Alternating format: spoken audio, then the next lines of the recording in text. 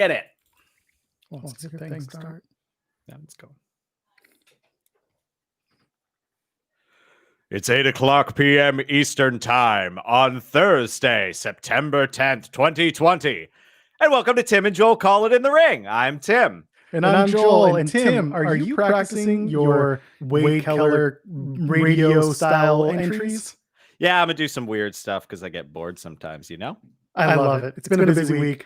Do you want to hop into it, or do you want to talk about how we feel about a lot of different things this week? Oh, man, it's been a day. I went from having a pretty crummy day, not for any particular reason, just waking up feeling kind of crummy. Then I worked, then I watched Dynamite, and I got a little bit happier. Then I hit the gym, and now I feel a lot happier, and I've drank a lot of caffeine. So it's been a roller coaster. All right. Well, you know what? We're going to get into the news because the roller coasters are never going to end. We got WWE versus streaming. Yeah. We have independent contractors who are able to stream on various platforms. You know them on Twitch. You know that they're on Instagram Live or just Instagram, the platform. All forms of social media. They're on Cameo as well. That's huge. But lately, it's come up that the WWE wants them to stop using their WWE character or their personas in these live streams. So in other words, Paige, for example, who is Soraya Knight, she had to change her Twitch name in order to kind of get around and circumvent any of WWE's policies regarding that her using the Paige name and therefore the Paige IP to continue streaming. What are your thoughts about this so far? I think you've read up a little bit about all these streamers and what this kind of means. Yeah, and I mean, I also am fairly familiar with copyright law, and I get some of WWE's side of it, and I know that in the past, wrestlers have had weird negotiations about their IP. Like a lot of wrestlers have come in from the indie circuit. WWE has loved the characters they've developed. And depending on how savvy that wrestler or the entertainment lawyer that they've engaged, hopefully, they might have negotiated to retain the rights to that character, or WWE ends up holding it. Other wrestlers have come in, and WWE Creative has done everything for them. So obviously they own the rights to that character. And I do agree with that. Like it makes sense. Businesses are going to business. You know, in cases like Rhino, where there's like a Y or an I, it feels pretty silly and petty because that's just WWE trying to retain the rights to some characters. Absolutely. When they truly have no real stake on that IP, but it's their call. And so like I you know, there was rumors that they asked them not to do it even using their real name, and I don't know what's developed from that since that. So it feels like that was just a lot of hearsay, or at least it wasn't exactly truthful the way that it came out. It was less, they're not using their real names, or they're not being told not to use their real names, or that WWE owns their real names. In a couple of instances, there are wrestlers who signed on and are performing under their real names. You have John Cena, for example, but John Cena's name is not 100% signed over to WWE. He can still be John Cena the human. He just can't show up in, say, John Cena WWE merchandise and do the whole hustle, loyalty, and respect game while doing a cameo. Exactly, which like it can be tough for them if their entire brand is based on that. Like going, you can't see me is, you know, you don't own that. You didn't come up with that. Probably. I don't know what John Cena's come up with and what he didn't, but like it makes sense to me that WWE is doing what they're doing. What was unreasonable was that rumor that they were trying to prevent them as independent contractors from doing anything with their real names or alternative personas, which is indefensible. And there's no way that they would have won that court case. Their only recourse there would have been to use their level of financial power to kind of bully people, which is awful, but a thing that happens all the time. So, and that's what I think people were outraged about. But if it truly is just, you can't use WWE developed IP, I get that, you know. General consensus with the wrestlers also is that, or really any of the performers of WWE is that they can't stop all of us, but if we just change it to our normal everyday names, our real names, there's nothing they can do. If they just kind of steer clear from who they are on TV, they can still be themselves and nothing really changes. And also, another thing to keep in mind is that WWE recently at SummerSlam did a virtual meet and greet. And this whole meet and greet market, it's cut down. It's cut down if you have the WWE superstars using Cameo and Twitch and things like that. They want WWE wants superstars to have that connection with their fans, but they don't want them to necessarily have 100% of the revenue coming to them. WWE wants a cut of that. Yeah, and like I get why they're doing that. Again, it's kind of lean times since they've lost a pretty significant chunk of their income through the live shows. Yeah, we'll get into that one. Yeah, and it's just I get why they're doing it from a business perspective, and it's just this is the way our society is organized, so there's no real way around it. So I understand when they're trying to protect their IP. The only complexity that they've introduced in this is the fact that they treat their wrestlers as independent contractors, and they are miscategorized 100%. Like there's no question about that in my mind. Well, speaking of which, I mean, listen, this news dropped on Friday, and here we are talking about it almost a week later, and that's because Andrew Yang, former presidential candidate Andrew Yang, he weighed in, and he actually had he was on with Chris Van Vliet. They dropped an interview earlier today where Yang, who's a big wrestling fan, actually got messages from someone in WWE just kind of talking about this shenanigan. Of course, Yang's a big wrestling fan. Of course. Someone asked him once upon a time, and he started talking about AEW, and he's talking about his old fandom in WWE, and when it was the WWF. He brought up the blurred lines between wrestlers as characters and wrestlers as people. He brought up how in Disney World, or the Marvel world, Chris Hemsworth is Thor, but he's not just Thor. So for Chris Hemsworth to go on, as long as he's not dressed up as Thor, saying, I am Thor and give me your money, you're okay. It's just Chris Hemsworth who plays Thor. And then he talks about SAG. He talks about the Screen Actors Guild. So the unionization conversation begins again.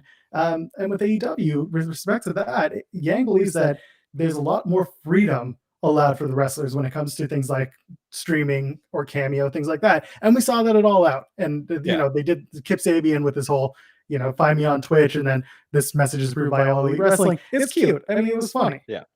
I mean, and they're kind of born of YouTube partially, right? With the being the Elite series. Mm-hmm. That's so when you were talking about like the purity of AEW, kind of a quick diversion here, or digression. When you were talking about AEW as being more of like a gimmickless thing, the only thing I was hearing about is that they were going to be the promotion that doesn't treat their employees like garbage. That's the narrative that I heard that drew me to AEW at the start, and that I've seen them like kind of make good on. They haven't done a great job of making sure that non-gimmick stuff doesn't meet Skull, but we're going to talk about that too. But yeah, you're right. With AEW and the way that they started, it was very much about power to the wrestler, and they are attempting to give as many wrestlers who are on air and performing as wrestlers jobs in the backstage in order to give them health, dental, other securities that aren't currently offered to anyone who's just wrestling for AEW or WWE. So you have just career longevity from that as well. Like absolutely. Yeah. Well, you have guys like Christopher Daniels, who does some backstage stuff with talent relations. You have Aubrey Edwards, who's one of the senior referees. She also is working on things like project management for their upcoming video game because she has a background in that kind of stuff. So as long as you're using the abilities of your wrestlers beyond their capabilities in the ring, you're able to give them a little bit more reason to A, stick around, and B, develop the skills that they can use outside of wrestling. That's actually really exciting. I didn't know that about Aubrey Edwards. That's awesome. Now you know. She had an interview on Talk of Jericho not too long ago where she discussed it. So there you go. The only time I'm ever going to plug anything Jericho related for now. Yang also mentioned that fans get a negative vibe about how WWE treats their wrestlers, and that's what brings the fan support to AEW. And we saw that with. We're not going to talk about ratings, but we did see them crack 1 million viewership this week, last night, and that's a big deal for AEW. That's a big thing for them to be over 1 million viewers and catching up in terms of the demo that everyone loves to talk about, getting closer to Monday Night Raw. That's a thing that's going to push people like Vince McMahon to actually maybe start changing up the product. But unfortunately, it could also mean that Vince's change of the product is just something one time and pop the rating and good enough for now. Yeah. But we're talking about the affordability market and the fact that, WWE continues to say that they need more money by releasing stars and then end up, putting all this money towards football leagues like the XFL. And so Yang again harped on it pretty hard. We've been going on it. We've been talking about it for about 10 minutes now. But I will end with Yang saying that the National Relations Board would take a look at the labor practices of WWE and enforce change. That's if he was to be brought in as the labor secretary. But the current board right now is, because it's all handled by Trump, WWE Hall of Famer Donald Trump. And if we see a change in presidency, then we could see Andrew Yang, if he is given the labor secretary position, move in and potentially help out wrestlers in that market. So there's a lot to talk about with the way wrestlers are treated as beyond just independent wrestlers and performers. So we talked about releases, and we have so many to go through. At the same time on Friday, when this whole Twitch thing started, the Authors of Pain were released. Akam and Razor. Injuries plagued the team. I wouldn't be surprised if they show up in a place like Ring of Honor or Impact. I don't necessarily see them in AEW, which seems to be like the first thing everyone talks about when someone from WWE gets released. And of course, this week they kind of prove the point that everyone's going to end up there, and we'll go to that soon with the Best Man. But yeah, we saw Akam and Razor released. If they do go to AEW, I'll put it like this: FTR and AOP have never had a one-on-one tag team match. They've had a bunch of triple threats and random setups, but they've never done one-on-one. I think that's pretty cool if you can get that match out of them. Or maybe even send AOP to New Japan. They could be a badass big man tag team, just like War Machine, who are currently the Viking Raiders. So we're going to see where Akam and Razor land, but we got about 3 months. Speaking of which, we found out this morning, Gerald Briscoe was released by WWE. For me, that came through Fightful and their Patreon service, Fightful Select. He was a longtime employee. He was with WWE for 36 years. He was one of Vince McMahon's stooges during the Attitude Era, but obviously he had a huge part in scouting wrestlers, mostly from the amateur wrestling background. He continued to do that scouting. He continued to hit the ring in his 70s. Like, the man, I believe, is 74, just a year younger than Vince. WWE is continuing to cut back on salary. They want to groom the junior employees to step into those bigger roles, which unfortunately we'll see them get paid less. But Briscoe, he's going to take some time to himself before he speaks further. And I think that's a pretty good stance to take for now. The man's been with the company for so long. I saw a tweet, I think, from him, and it was fairly positive about his time there. I mean, he is 74. I don't know what WWE does in terms of its back office employees, how it treats them in terms of a retirement plan.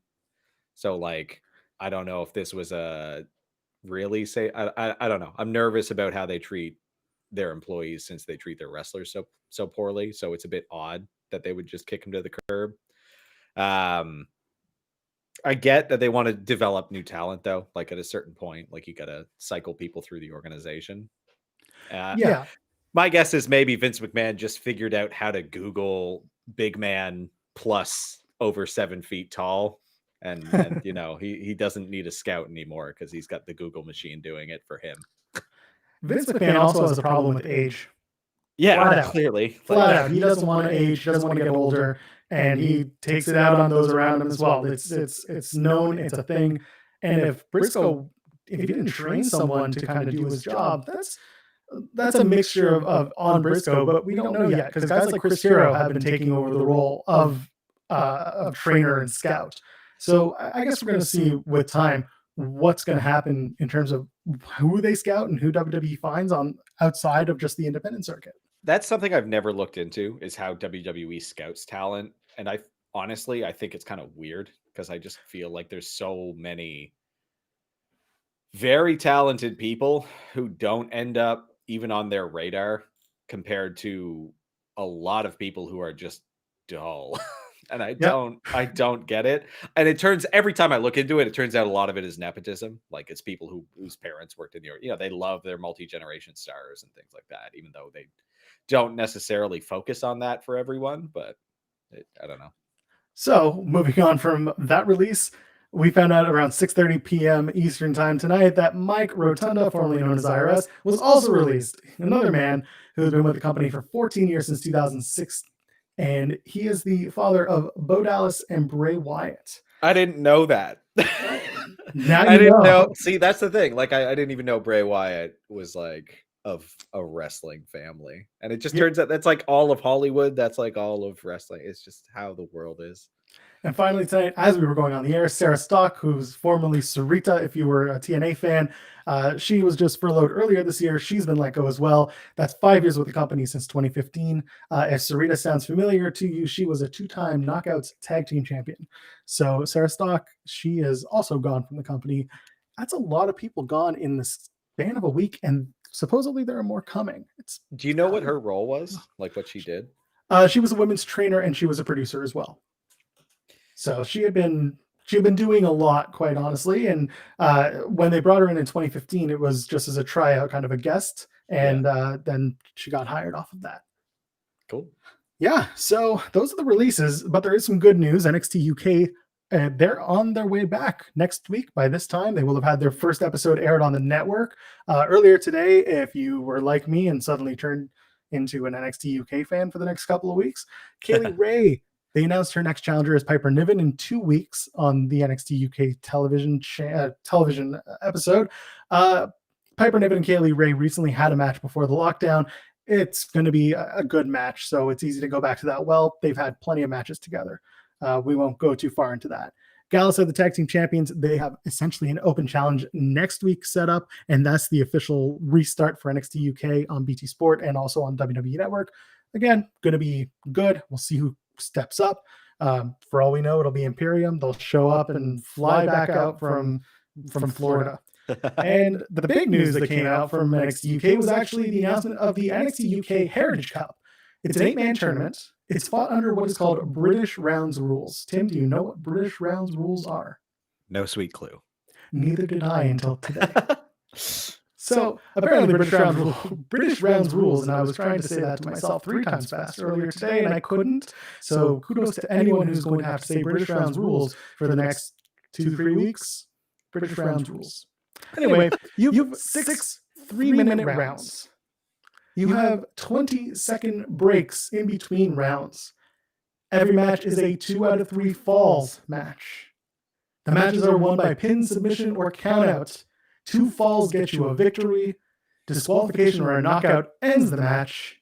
And whoever leads after 6 rounds wins. That sounds closer to like real mat wrestling.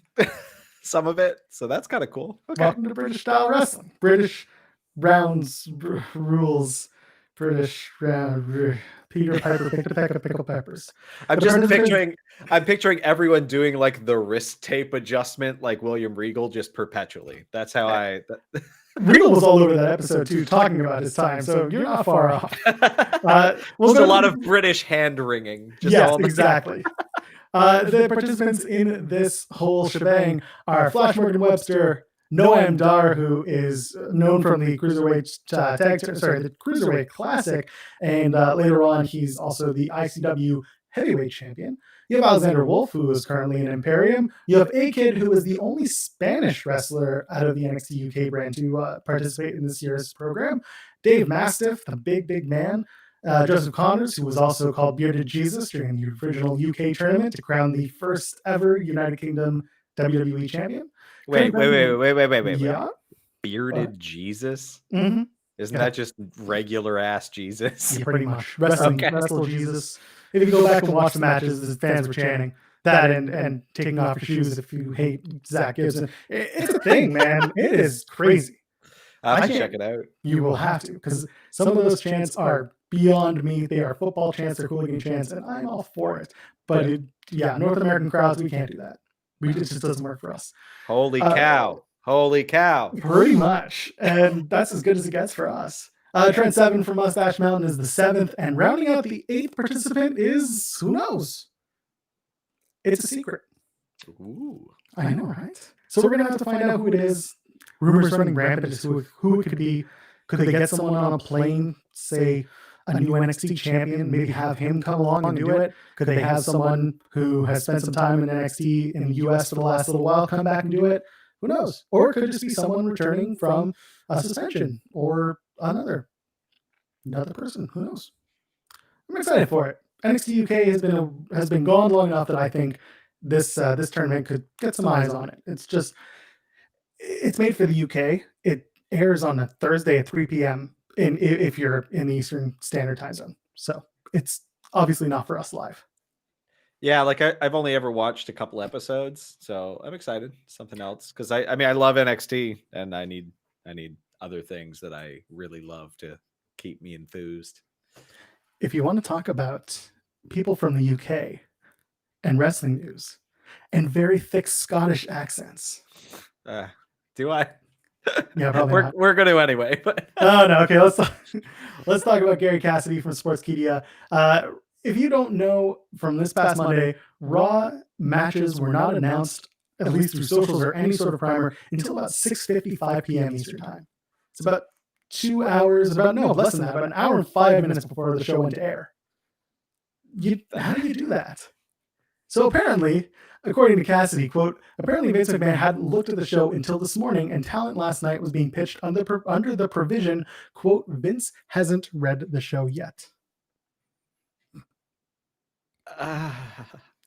Cassidy's source also said, quote, Raw has really fallen apart without Paul Heyman driving the creative, end quote, at which point the entire world said, why is Paul Heyman your source? And who is that handsome devil with Roman Reigns? Yeah, that sounds rough. That sounds like some like F it, we'll do it live type crap. That, I mean, when Heyman was running the show, I still wasn't like loving the direction, and I still blame Vince for that. But like, if they can't even agree on what the content is going to be, like at least half a day in advance, that seems kind of wild to me. Yeah, and I think a lot of it comes down to they are stretched thin. Their creative is essentially Vince and Bruce. Bruce Pritchard from Something to Wrestle With, of course, yeah, and Vince McMahon. And if you have just those two guys doing what is essentially all of the decision making for everything WWE related, that's a lot. That's a lot of programming in a week, and you just can't go that route, especially with Raw. Like, there are so many talented people out there who could step in and do great things in this media, like who are passionate about wrestling, and talented writers rather than just whatever. Like, I think they had soap opera writers at a certain point. They've had so many people cycle in and out and find it just to be like an unworkable environment that it's crazy to me that Vince wants to be doing this. Like, if you're at 6:55 and you don't have a show, recognize the problem. Like, oh, the problem is that problem happens to own most of the company. Yeah, and but it bleeds into the programming too. Like, you can't say that they're pulling it off either. Like, that's the thing, Vince, and it's been for years. It's been talked about. Vince is an amazing promoter. He's an amazing marketer. Yep. A storyteller, he is not. And that's been the drive of the issue, is that he continues to do the things he does at the last minute, and there's no continuity. I was watching the R-Truth game show today, the final episode. There was more continuity brought back in that show than there was in Raw over the last like 15 years. That's telling. And Vince doesn't know the R-Truth game show exists. He just knows that it's something on the network, and Truth probably laughs about it. Yep, probably. Well, what we weren't laughing about earlier this week was during All Out, Matt Hardy took one hell of a bump. Gave himself, well, depends who you ask. According to his wife, Rebby, he 1000% has a concussion. I would assume. Yep. He was unconscious. He was unconscious for a few seconds. I've been there. I've had that same thing, not from that height, but like, that's a concussion. If you go out, you're concussed. Like, I have not had a concussion. I've seen people knocked out. You know that if they are limp and not moving, that's it. It's over. Tony Khan says that, Matt was brought to the hospital, sent to the hospital, and he is not with concussion syndromes. Okay. They should have stopped the match. Yeah, I mean, it's hard. It's so hard. Like, you can't do a proper assessment in pro wrestling because it's weird. I think. I mean, you could stop it. It's just rough when they're doing something live like that. Mhm. And I mean, you see people do such wild stuff that to pull a wrestler off to the side and have a doctor go through protocol like they do in UFC, it really is odd. Because like we've seen people set on fire, and all that type of crap, like buried alive. Like it's tough. I find so I get the challenge, and I know that they're trying to improve how we handle things like that in wrestling. But Yeah, and on top of it, uh, they stopped the match. Tony and Aubrey wanted to stop the match. Sorry, Tony Khan and Aubrey Edwards. They wanted to stop it. They did. And then when they brought out the doc said that he can keep going. In 90 seconds, the doc Sampson no, like said he can go. And it's just bad decisions all around. Matt Hardy was done. Should have just called it. Could have had a segment like they did on Dynamite this past week, where Hardy comes out and says, I want to fight for you, but my health comes first, and blah, blah, blah. That was a bad bump, and I'll come back and I'll fight for my honor another day, just not today, because I knocked myself silly in that match. yeah, that's really odd to me. I don't know what's going on. Yeah, exactly. Yeah, I'm seeing it too. Yeah. So Matt comes out during Dynamite. He says thanks. He has Rebby in the crowd, which I find hilarious. He has Rebby in the crowd. Says he needs to heal up from the concussion that Tony said he didn't have, but Rebby says he does. Or the CTE that he might have. I'm spitballing. The point is, it was a great saving of face for AEW. That's really all it was to me. Yeah. Yeah. Like it is tough. They should have ended it. I don't think they needed to do that last spot. It wasn't that exciting anyway. Like they could I agree with that. Let it finish up. Yeah, again, you can come back to it any single time down the line. You don't need to do it now. Yeah. Speaking of things you don't need to do, the Brand Invitational is back. And it's probably not something that you want to live with right now. But it's quarterly, according to Cesaro Nakamura, who came out and they brought it up that they're going to be facing the Street Profits next Monday night on Raw. I really, really think that this whole Brand Invitational coming back is just to get us to Survivor Series. Yeah, like that's got to be the only reason. Like I can't think of any other point of bringing it back. Like they did a couple of matches based off it, and where they just kind of shoved Charlotte Flair down everyone's throats forever. Exactly. And now it's back again suddenly. Yep. And so we'll see it come back for now. And so it'll probably go away for a little while till the Royal Rumble, and then we'll get back into it. That's just going to be how it is. So instead, we'll move back to AEW. And you want to know my favorite news of the week? The biggest hiring for AEW so far? Are you ready, Tim? I think I'm ready. Taynara Conti is now with AEW Wrestling.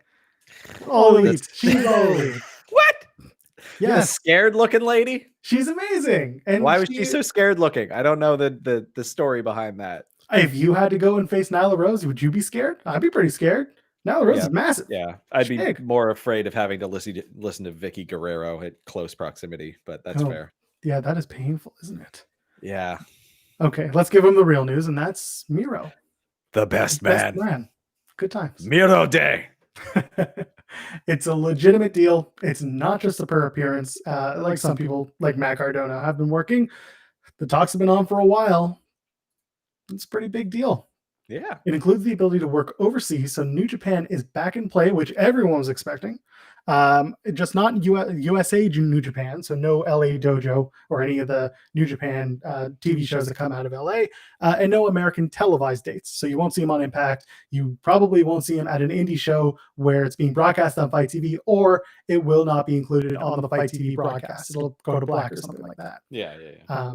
The only thing that I have to say about this whole thing, and I don't mind WWE versus AEW shots being taken. You saw it with the Young Bucks, you saw it with Randy Orton, you see it with everyone who gets signed and comes over. It's good. I like the competition, What I don't like is the brass ring talk. It's been Yeah, that almost a decade of it talking about this brass ring. it felt really weird, and it's like, yeah, I mean, he doesn't like Vince isn't gonna get it. He doesn't get it. Move on. Do your own thing. Like I don't like the defeatist kind of attitude about some of the wrestlers with it, where it's like it's WWE or bust, exhausts me. Like I'm really happy now that there are other opportunities, other places to go, so that they can stop with that. So like I don't need to see it on AEW. You're there. You're where you belong. You can do some other stuff. Like you have options now. And I want these other promotions to keep doing what they're doing. Like video production at like a reasonable quality scale is more affordable than it has ever been. So like, and there's more ways to reach people than there has ever been. So That's right. like there are opportunities to do things. You just have to seek them out and take that risk. And like I know WWE doesn't pay that well. So like You come in and tell them you were undervalued, tell them that you deserve better, prove that you deserve better. But I don't yeah. need you to shove it down my throat that this whole brass ring analogy is bull. I get it. We've known this for a long time. I get that it's so easy to go back to, and we're doing it right now. But there are so many other ways that you can say that my value was completely undercut when I was with my former employer. Yeah, like when I saw a tweet the other day about Miro and Vince, where Vince was basically saying that the Rusev Day chant was like a laughing at him type thing. Right. Where it's like, okay, cool. The writing's on the wall. Like there's nothing that you can do that is going to change the mind of someone like that. You should prepare for next steps. Like at a certain point, you got to take responsibility for your own career there. Yeah. And meanwhile, you have all those t-shirts, all those Rusev Day shirts were sold out. That's the Yeah. marketing itself was there. And the Yeah, guy like I who's mean, the best marketer of all time doesn't like it. yeah, if you don't get it, like if he doesn't understand it, he's never going to. Because like that couldn't be that's objective proof of success, and you can't convince this guy. Like, no, move on. And Yeah, he did exactly. finally. Well, let's move on a little bit. We've been doing this for the last few weeks. I'm pretty sure we just have to keep doing it now. It's our indie of the week. It's the one show of the week where we plug, and then later on we take a clip out of this show and we put it on our our Twitter page, and we hope that someone picks it up and rolls with it. So this week's indie of the week is Warrior Wrestling and their Stadium Series coming to Chicago. It is the first one. It's going to start. It's September 12th, which is this Saturday. Runs 8 p.m. Eastern on Fight TV. You can get it on fight.tv. The main event is Tessa Blanchard, the free agent, versus Kylie Ray. Not Kaylee Ray, but Kylie Ray from Impact. And that's for the Warrior Women's title. That's going to be one heck of a match. I'm excited for it. Yeah, that does sound really great. And you know the man we stand in this house. Joey Janela, Joey Janela, who will forever be on the show. In some capacity, he can be injured and out for months or years to come. Hopefully, it doesn't happen. Does he get injured? Has he? No. Well, yeah. Yes, he was. He had a bad knee injury once upon a time. Janela is taking on perennial favorite Warhorse, whom you may have remembered from the AEW TNT Open Challenge with Cody. Going to be a good match. Janela is always good. Warhorse is always good. Cody, nothing to hate about it. It's going to be good. Kimberly is going to be there as well. She's another Impact star. She's going to be facing Thunder Rosa, who is current NWA Women's Champion and AEW star at the moment. Just had her huge match with Hikaru Shida at All Out. Thunder Rosa, by the way, is going to be, and we're going to talk about it later, she's going to be putting up her NWA Women's Championship against Ivelisse on Dynamite next week. It's pretty cool. Yeah, that is. And then finally, the Rascals. They're going to take on Reed, Chris Bay, and Jason Oliver. Sorry, Jordan Oliver. Wow. They're going to take on Reed, Chris Bay, and Jordan Oliver. So I just caught the Rascals for the first time on Impact this Tuesday. Yeah. And like, very good. Enjoyed watching them. I think their name is so bad. And like, it's pro wrestling. There's a lot of bad names, but like the Rascals is like one of the lamest names I've ever heard. Really? I just can't stand it. With the Z too. Like, but do you notice they do the thing? Yeah, I also noticed like the 420 jackets. I was like, oh yeah. God. We've seen them a handful of times at A1 Wrestling in Hamilton. Of course, that's Ethan Page, played by Julian. That is his promotion out of Hamilton. The Rascals, hey man, they're fun. They're they're phenomenal. Like very, very good. And they like to imbibe once in a while. They like to smoke a little something. That's fine. Maybe just don't come up with your name while you're high. So let's talk a little Impact. You watched the show this week. What did you like about it? What did I like about it? I really liked the Taya Valkyrie, Tasha Steelz match. Actually, like I thought it was really good.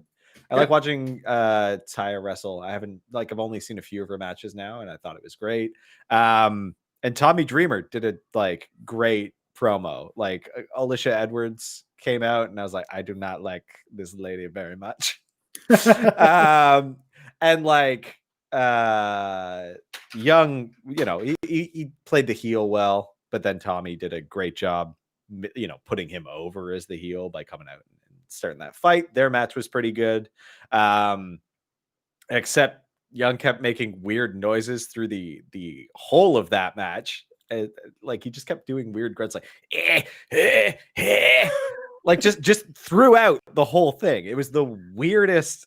Like I don't know if he always does that. I don't think I've heard him do it in other matches, but just everything sounded like it was paired with this weird level of gremlin exertion. Like, well, he's maniacal now. He's evil and he's crazy. Yeah, he's crazy. He's making gremlin noises. He's also like his voice has been fried for years. He's talked about it before on other podcasts that he had to go in for he's had multiple surgeries to fix up. I think these are like polyps that keep forming on his vocal cords. Yeah, and he has this vocal fry. It's nuts. Yeah, and you want to know why? It's because he was cutting a promo from the ramp, screaming down to Tommy Dreamer. No mic.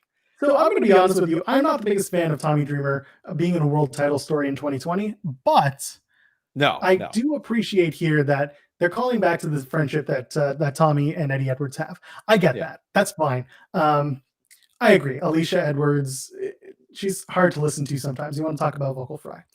Her screaming into the mics and the mics clipping, that's an audio issue that Impact has had for so bloody Holy long. crap. And I mean, it's funny. I'm going to go off on that. It's kind of ironic because I know there's something going on with our crap right now. Our own audio. I can tell you it's not going to be in the podcast. So when you listen tomorrow, it's going to be crystal clear. I can hear that stuff. That's right. Check us out at anchor.fm/Tim's-Joel. Gotta change that. When we get to Anchor FM, you'll be able to hear this without any feedback. Any garbling. But yeah, the constant mic clipping, it was weird because it's not that hard to manage that from I say that. I don't know. They're having a hard time. It's an ongoing. It's been for years. I've been to live shows where I've watched their audio feed cut out. I've watched shows on pay-per-view with them there where the audio doesn't work for the first 20 minutes. It's an ongoing issue. You're right. But anyway, we'll move along because, again, we talk about the good stuff here. You're right. And Eric Young is amazing as an insane person. That's really what it comes down to. What about the Heath and Rhino story with Heath trying to get a contract with Impact? Where do you think that's going to go? I mean, he's going to get a contract with Impact. How is he going to get it though? Ads, more ads. He's going to sell a shirt on Shop Impact. They're going to get that wad. They're going to get that wad of cash. I just fixed the audio issue. That was my fault. I just discovered. So I'm the fool. Yes. Blame the theme music that we have as an added layer of pizzazz that is perhaps unnecessary. We'll add it in post. Yeah. Again, it'll be fine tomorrow. Yeah, I don't know. I assume him and Rhino will go rough up what's his name with the wad of cash and Scott D'Amore. Yeah, I don't. So that whole angle is confusing to me. So if you go back to 2016, when it was Heath Slater and Rhino on SmackDown, we had just done the draft between SmackDown Live and Raw, and Heath was not picked. He was the free agent. And so he was trying to fight for a contract, and the only way that he can get a contract was for him and Rhino to win a bunch of matches. We're doing this again, where Heath and Rhino are besties, and now they're in Impact. I think that this whole thing ends with Heath and Rhino having a match and having a feud for a spot on the roster. Yeah. And that we see Yeah, we see Heath going over Rhino, who is the grizzled veteran, Yeah. and that's it for Rhino. Ride off in the sunset or do something backstage, whatever it is. But Rhino is no longer with Impact Wrestling. He may have even gone his course. That's just time to go, and that's the story. I mean, that makes sense. I think Rhino is like happy to be moving around independent most times anyway. So Yeah. just Final removed him. note: I'm going to say this that in the past we've said that Josh Matthews is not great with Impact as an announcer. I've said it a lot. I will say this week, this is the first time where he wasn't shouting like a man-child. Okay. So that I also made some notes about Josh Matthews and Madison Rayne because I know the last time we talked about Impact, I was like, oh, they're pretty good. You know, they just need to figure out some stuff. No, Josh Matthews was horrendous. Like, yeah, he may not have been screaming like a man child, but good lord, like I'm trying to remember. Let me check my notes real quick. Oh, I mean, no, you just want to hear Josh Matthews. He is really excited. That is Josh Okay. Matthews. Yeah, so it was after the Rascals and the Motor City Machine Guns match, and like during it, so he made this weird Trump comment that like was confusing. I don't even Oh, know. no. So he's like, Madison Rain is like, they haven't missed a beat, and then Josh Matthews says, like Bill and Ted or Donald Trump found a time What? machine, and I have no idea what he's alluding to. So That's either amazing. he's and he, like I don't I guess he's saying that like because Bill and Ted are like stoned goofballs, so maybe he's saying they did miss a beat, but it didn't really make a lick of sense in the moment. um, and then he just kept going like after the match, and he was saying the dumbest crap. Like I can't for the life of me remember what it was, but it was awful. So I'm sure it'll change soon. I'm not going to dwell on it too far. But yeah, they need a change. And with Madison Rain, if you keep putting her in this whole locker room talk segment where she is obviously a bad guy, and then put her on commentary where she is obviously not a bad guy, because that commentary team is just straight up two people talking. Yeah. It's just they got to find their definition somewhere. It's It's not where it confusing. is. Like I didn't care for I don't care for the locker room talk stuff. Yeah, it doesn't do it for me either. And now Rob Van Dam's getting the whole effing talk show, which is like great. We've gotten rid of Wrestle House, but now we've got whatever that is going to be. I think that's going to be a 1 or 2 week segment just to move forward with the Sammy Callahan stuff. And I'm not. We don't need to talk about Sammy because it's just it feels like they're just spinning their wheels with Sammy Callahan so they can Yeah, get him yeah. whatever he's going to do next. Speaking of what's coming up next, ROH Ring of Honor is going to be holding their Pure tournament starting this weekend. So starting on the 12th, it's going to be 8 weeks until a new Pure champion is crowned. For those who are new to Ring of Honor and the Pure Championship, it is almost about 15, maybe 16 years since a Pure champion has been in ROH. It was once upon a time a championship that Daniel Bryanson he held, or Daniel Bryan or Brian Danielson. This is like British rounds rules all over again. Okay. And I got that last time. Anyway, Nigel McGuinness, this is like British rounds rules all over again. Nigel McGuinness also held the Pure title. Those two, they actually unified that championship into the Ring of Honor World Championship as it's known today. So the Pure title is going to come back. If you want the brackets, it's available on the ROH website. It is extensive. It's great. I think it's going to be a great tournament. But with other ROH news, one of their 6-man tag team champions, Bandito, he's stuck in his home country, and so is Mark Haskins. So nobody really knows where that's going to go.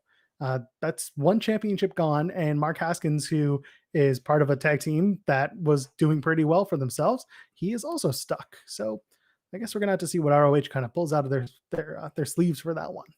Yeah, like I'm gonna be new to ROH pretty much entirely. I went and looked at like some of their like clip show episodes that they've been airing lately, but this will be the first new content I've seen from them, so I'm excited. I've known they've existed for years, and I'm just excited to actually have a good reason to jump into it now. So this sounds great.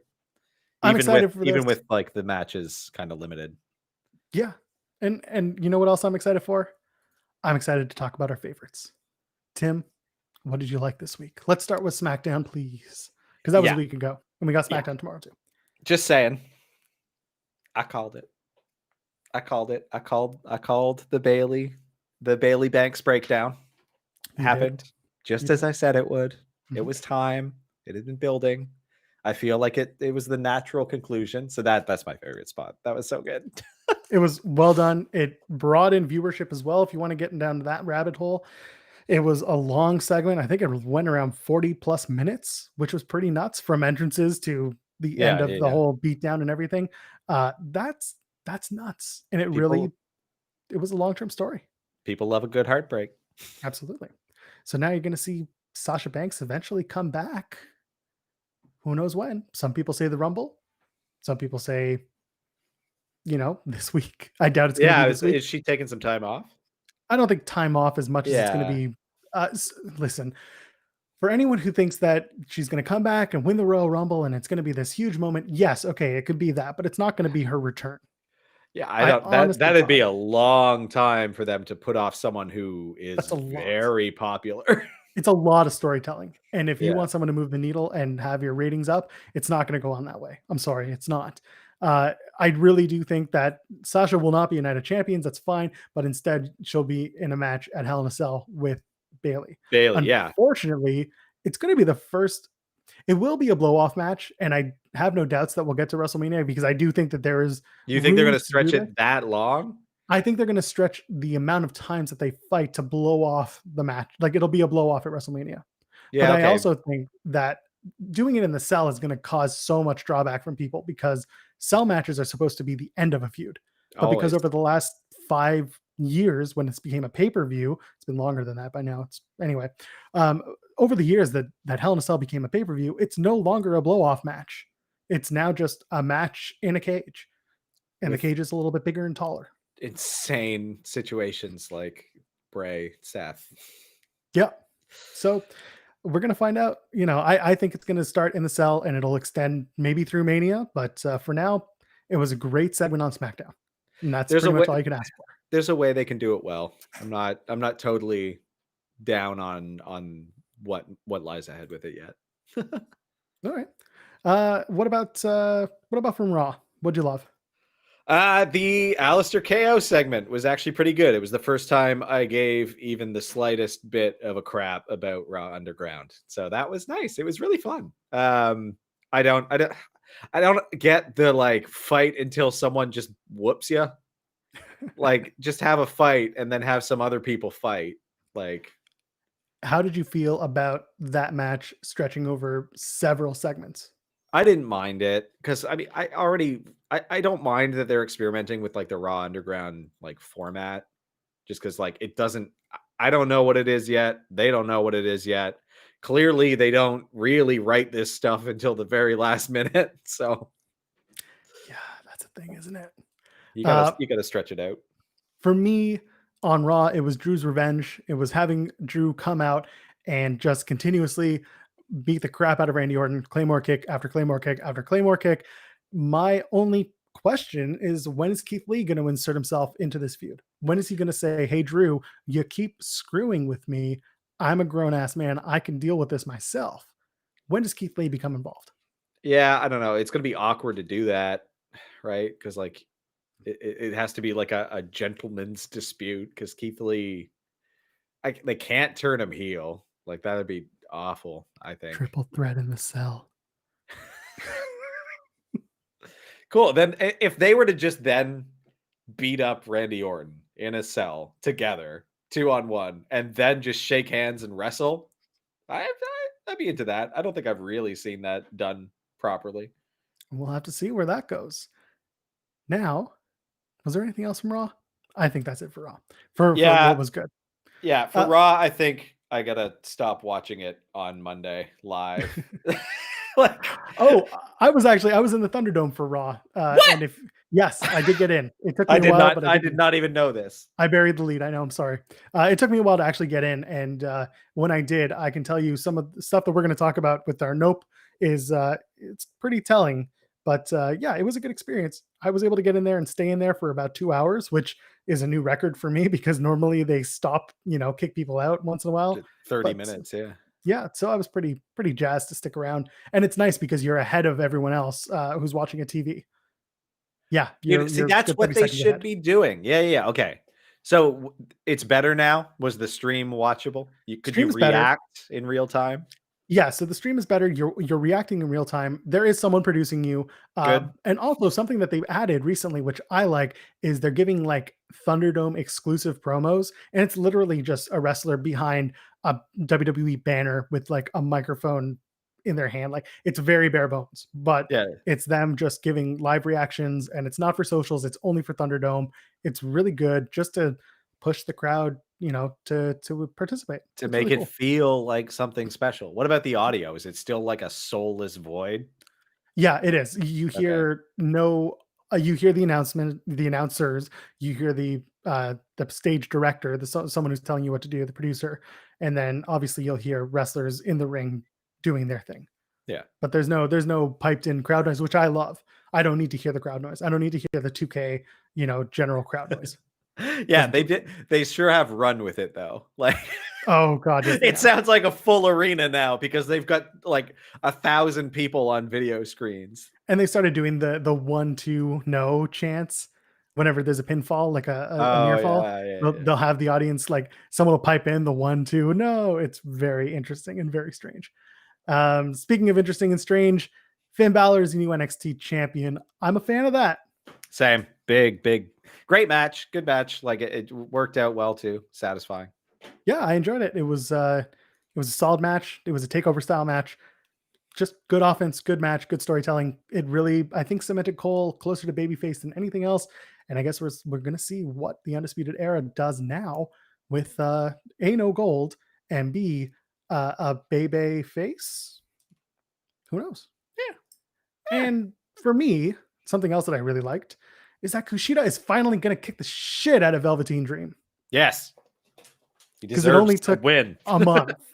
It Yeah. only took a month for them to bring Kushida back. Kushida, who, as I was listening to today, didn't actually get a locker at the WWE Performance Center until recently, to the point where there were other wrestlers offering up their lockers to Kushida, who had just come in. Like they wanted him to have a locker of his own before they got one themselves. Oi. Yeah, we're not going to talk about how Japanese wrestlers are treated in WWE either. Lockers aren't expensive.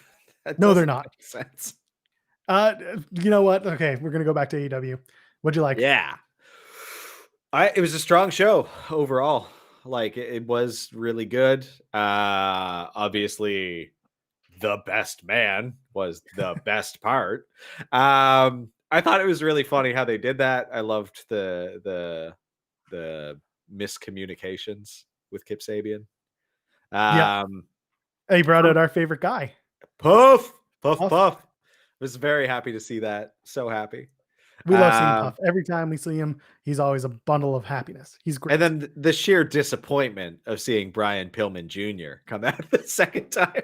On his Perfect. birthday. Very funny. Yeah. And then, the big one. Great track too. Love his entrance. Digging Really? it. I loved it. Yeah, I it's weird. don't. It's so weird. It's like Miro. And then Yeah. it's good. Yeah, I love it. I don't like I'm the best. I'm the best man. The I'm best man. The best I think man. it's And I'm funny. like, it's to me, it's corny. It's over the top. But you know what? Someone's gonna love it. People are talking about how much they love it. To me, it's not my favorite. That's Well, agree to subjective art form. disagree. From a wrestling perspective, I actually really liked Janela Kiss versus Jericho and Hager. Well. Joey Janela makes another appearance in our favorites. It's And almost it's as like, if we stand Joey Janela in this house.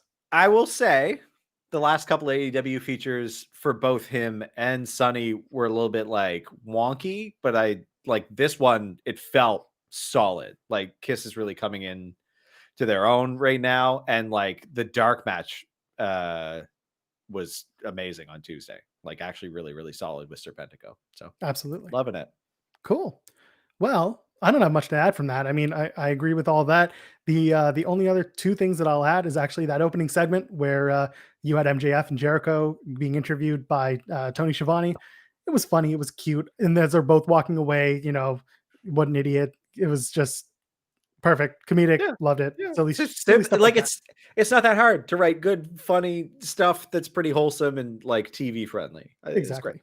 And I like Moxley building up Lance Archer for the October 14th match, as we discovered. The Dynamite anniversary is going to be on October 14th, and it will be headlined by Moxley versus Lance Archer. It's going I to be a think good match. Jake got a great promo for that Yeah. too. Like, Oh, yeah. yeah. But not all that glitters is gold. What did we not like from SmackDown? I'm gonna default to you for this one. What was your? Let's let you go first for that. Miz and Morrison. I like them. Me I like too. them as a tag team. I like them as people. I don't like that they're the same tag team picked up from when they were in 2010. I Yeah, don't like that. it's a bit weird. I love that they have comedic potential, and Morrison is a complete goofball in real life, so it's Yeah. perfect for him. Uh, this they have a loose thread with Heavy Machinery during the whole Sonya versus Mandy feud. They were coming up and saying stuff to being comedy players off to the side. I get it; it's a thread, a very loose one, but I don't know. I think it's time for either a split or maybe support each other on their singles runs, or give them a tag. Don't give them the tag team champions again. No. But the only thing I did like this, I loved the comedic cutaway with they did the briefcase reveal, and it was the sandwich in the Money in the Bank briefcase, to which as Morrison's about to take a bite, you just hear Miz say, "Don't," and then it cuts away. It was perfect. That made me laugh. That made the whole thread worth it. And I don't know where it goes from here, other than just more Heavy Machinery, Miz and Morrison stuff. I think they're so funny and really talented. It's just again because WWE is pretty scripted. Like they're limited in what they can do. So like the timing, like their timing's on point. They just can't. They don't have good content to work with, so they do their best with what they have. And they make some pretty corny stuff work. Like what was that song with their like 2-on-1 versus Braun? Oh yeah, It's so bad, it was but like bad. it's yeah. It was comedic. They do the best with what they have. So Exactly.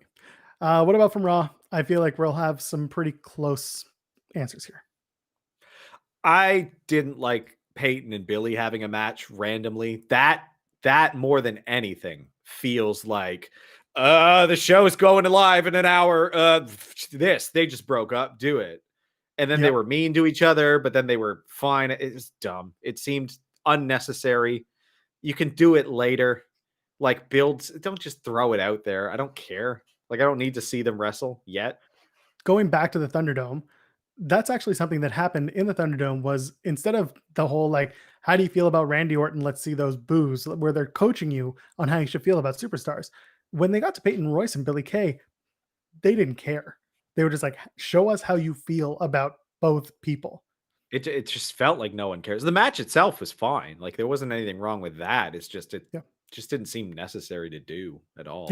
exactly. Unless there's a larger story at play, it was just thrown together, and who knows why. I think someone in the back said, we're pushing Peyton Royce, so let's put her with the same person she's been working with for the last 5 years, Yeah. and it'll work. It doesn't. The other thing that I will add is I don't want to see the Street Profits face Angel Garza and Andrade again. It's No, I been the mean this same is match over and over. that's been Raw though. Like it's just the same matches over and over again. And I get my brain turns to mush and I can't remember most of it. And like some of the wrestling is good. It's 3 hours long and it's I don't know. Like I said, I need to not watch it live, I think. Get the Hulu cut, get your 90-minute fill. Skip the stuff that I can't stand because like I start to tune out otherwise. So Yep. How did you feel about Dinner with the Garganos on NXT? no, I didn't like it. Why Is not? it like it's fine. Like I like stuff like that in wrestling. Like I always have. It's just I don't know. It feels weird. It was kind of funny. It was kind of not. Like I thought NXT again was a pretty strong episode. It just wasn't my favorite segment.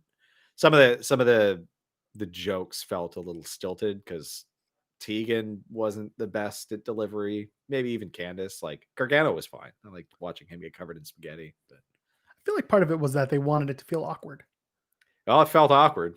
And that's the thing. Did it feel good awkward because did it feel good awkward or bad awkward? Good awkward as in you were there and you felt for Tegan who was getting this talking to, or was it bad awkward because the delivery was a little kind of off? Yeah, and that's like these people know how to people. Like they know how to get. They've been in fights with people before. Like draw on that. Yeah.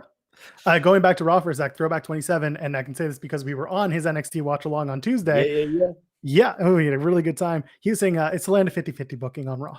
And I think it's true. That's the way it is there. So we'll go back to NXT. Other than Dinner with the Garganos, I think for me, the only other thing that I didn't like was the fact that Velveteen Dream is back, and there's still no reason as to why it's okay to bring him back. I'm just going to leave it at that. I don't need to talk about the man. I just need to tell you that that is absolute garbage. And if Kushida beats the shit out of him next week, I will be happy. I think it's applying the rules they set out. You know, when Speaking Out first happened and they posted their policy on how to handle it, because nothing has gone beyond allegations with him. They're just not going to do anything. And he can just say, my phone was hacked, and that's all it is. They suspended Austin Theory. They outwardly said they suspended him and brought him back. At least there's something. It doesn't change. It doesn't change any of the feeling. But the fact that it's been, we looked at it and we found nothing. Meanwhile, the allegations are very, very consistent.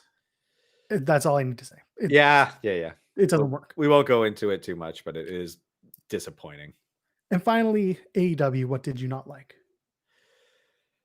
Lance Archer talking. You just put it over. No. I loved Jake the Snake talking, and then Lance Archer talked. You're right. He's not super good at that. Maybe it was just an odd day, but Jake sounded great, and then he just said some weird. I don't know. He was kind of awkward. Fair enough.